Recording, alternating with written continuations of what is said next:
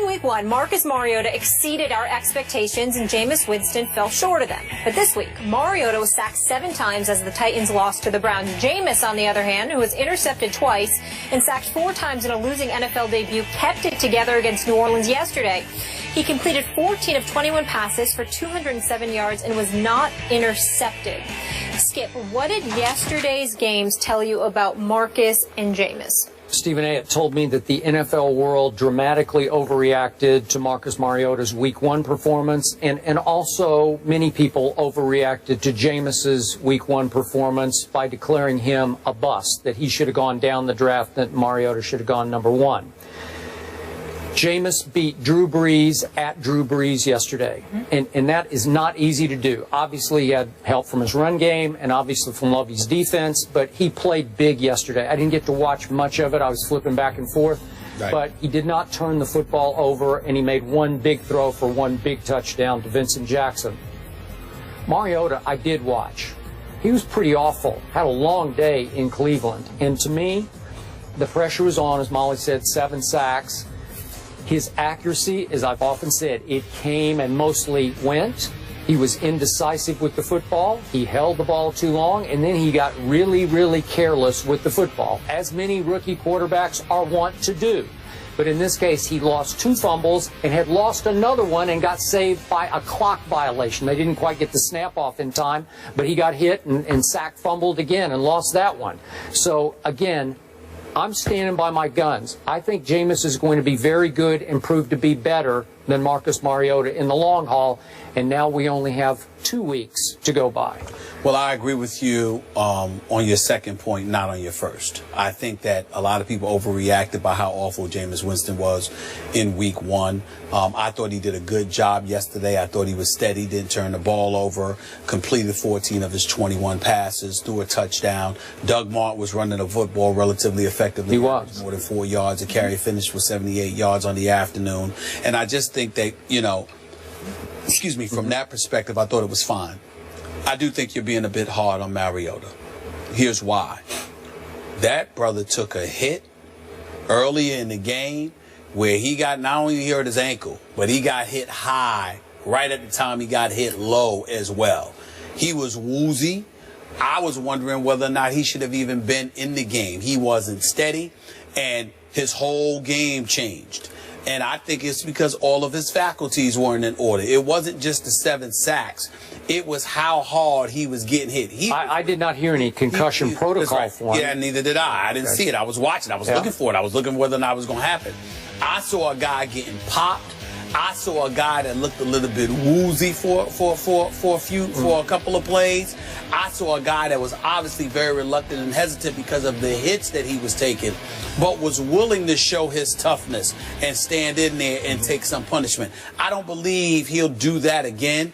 I don't believe he has to worry about getting sacked 7 times most afternoons. I think adjustments will be made by Ken Wisenhunt and his staff, and as a result, you'll learn from it. But I think more importantly, you not only saw guys praising his talent and his IQ, but I think yesterday they were praising his toughness. And that's something that, you know, we didn't know too much about Mariota. I'm not saying that any of your points are wrong about what you saw from his play.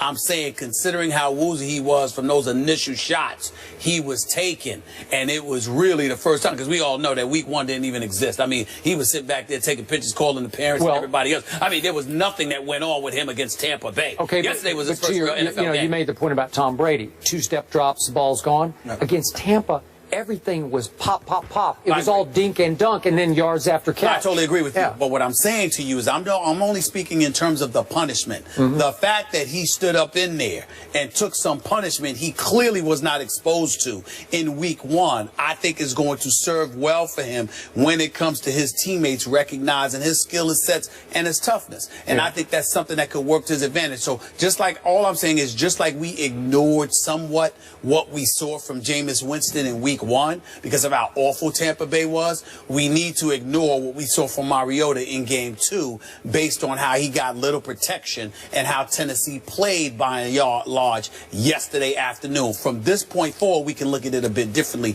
But I'm going to give him a mulligan based off of what we saw yesterday. And not only that, let's take a moment to praise Johnny Manziel just a little bit there.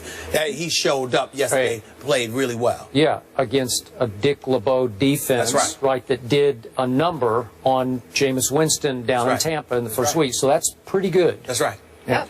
Some people are calling for him to be named the starter moving forward. I think he should. Bill I think he should at least next week. Tweeted that out. At least next week.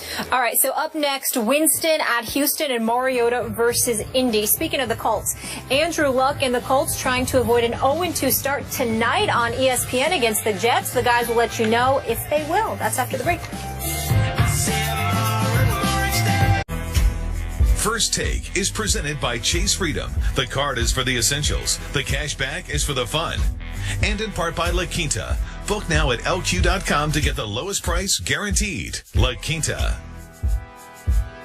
We have an AFC battle on Monday Night Football in Indianapolis. Jets take on the Colts tonight at 8:15 p.m. Eastern on ESPN. Stephen A., Jets-Colts, who you got? Colts are my pick to go to the Super Bowl out of the AFC. We all know that. Wasn't enamored with their performance in Game 1. I think they're going to lose tonight, too. Really? Wow. Cromartie's sprained knee probably won't play, but T.Y. Hilton being out.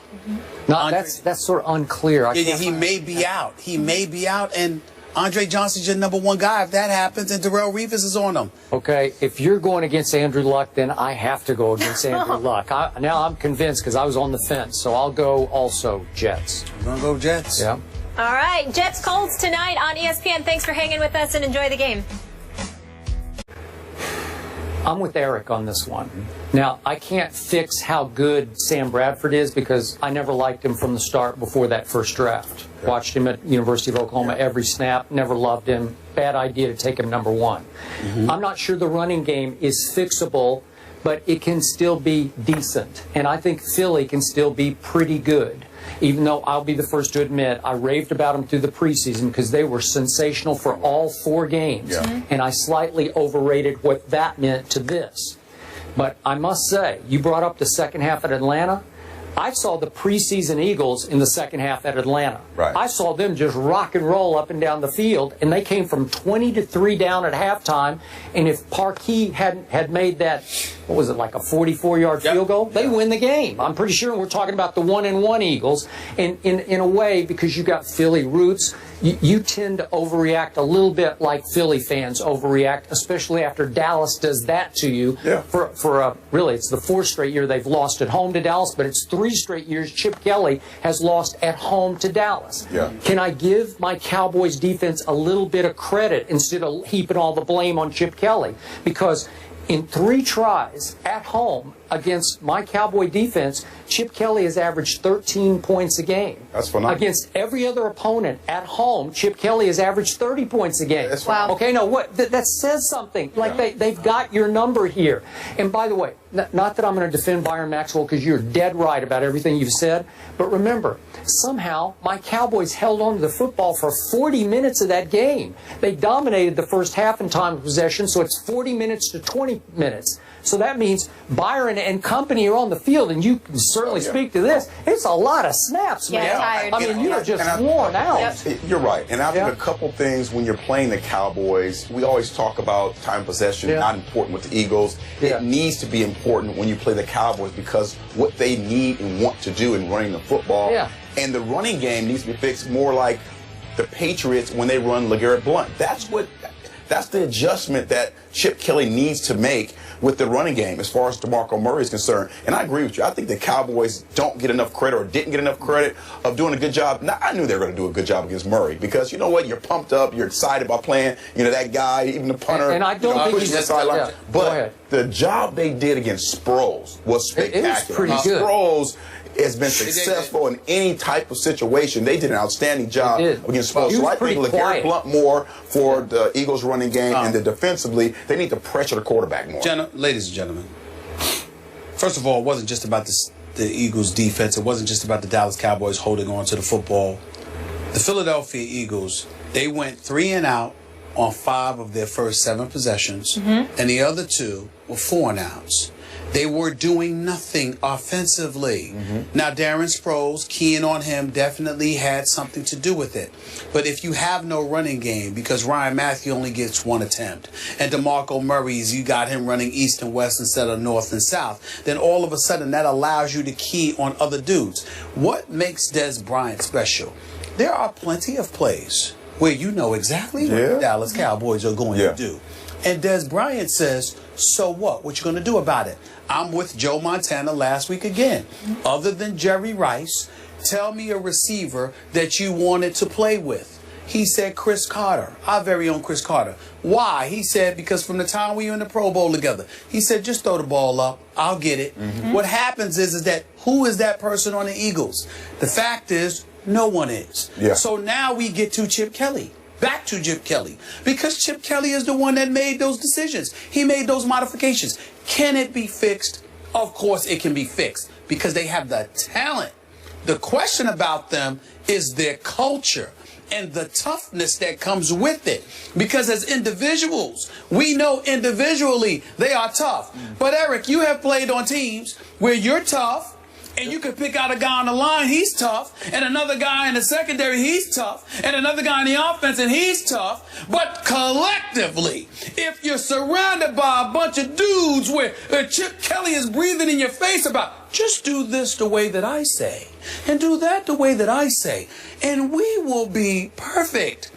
That ain't the man's game that we are accustomed to see. So how did Chip Kelly, what was his first 2 years record? 10-6, 10-6? Right. And then last year they got to 9-3, if I remember, before they cratered? That's right. How did they do that? You also have to remember, because we all know that the man knows football and he can coach. Nobody's saying otherwise. The problem is that those were with other players. He got rid of 9 different dudes, all contributing for other teams right now. He has changed the culture of this team. The guys you're talking about who will be able to make a play even when the play looks like those guys are gone. John McCoy, they're a guy who can make something out of nothing. They're not tough guys. They're just talented guys. I'm sorry. Y'all finally hearing me now? No, but you've been talking about soft. I'm talking about talent, man. I'm saying they're talented guys. They ain't tough. Talented, not tough. Let's leave it there. You ain't tough. What are you? I'm talented. You ain't tough. What are you? You're not in the league. You're soft. Got to be a rough rider. It's football. It's got to be a rough rider. This ain't tennis. We got to put flags on the quarterback, though. Yeah. Eric, thank you so much for being with us. Right, this was fun. We appreciate you. Enjoy the games tonight. Yes, the game. Sure. Week 2 was a role reversal of sorts for the 1 and 2 picks. I'm confused, gentlemen. Need you to help me out. So what did Week 2 tell us about Mariota and Winston? They'll break that down coming up.